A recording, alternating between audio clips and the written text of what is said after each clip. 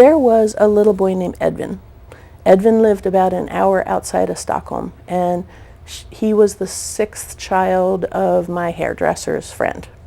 Well, I was talking chiropractic to my hairdresser, and she'd started coming in as a patient, and she told me about Edvin. Edvin had been born very, very fast birth, and he never really progressed developmentally beyond a couple of days old.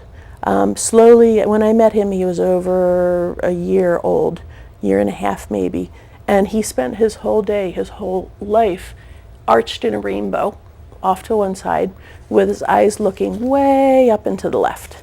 And that was Edvin's day. His eyes were crossed, he didn't focus on anything.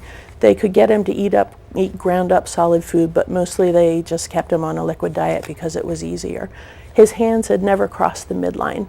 He really didn't make a whole lot of noise, but he was kind of a quiet, content soul, and all the other children and the mom and dad and the family were just so kind and gentle and patient with him. It just never ceased to touch me.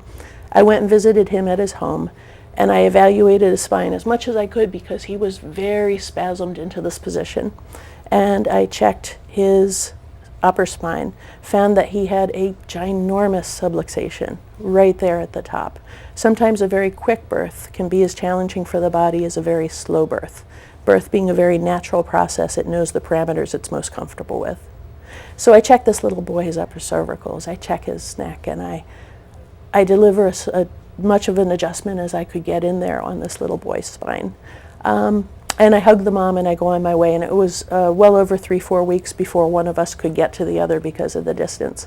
In that time, Edvin came down out of his rainbow, and his eyes came down from the left, and that was a start. And we adjusted Edvin again, and his hands met each other. For the first times, his hands were able to meet each other, and his focal gaze went from about 4 inches to, I would say, a good 12 or 13 inches, and his eyes uncrossed. And so bit by bit, we started to work with him.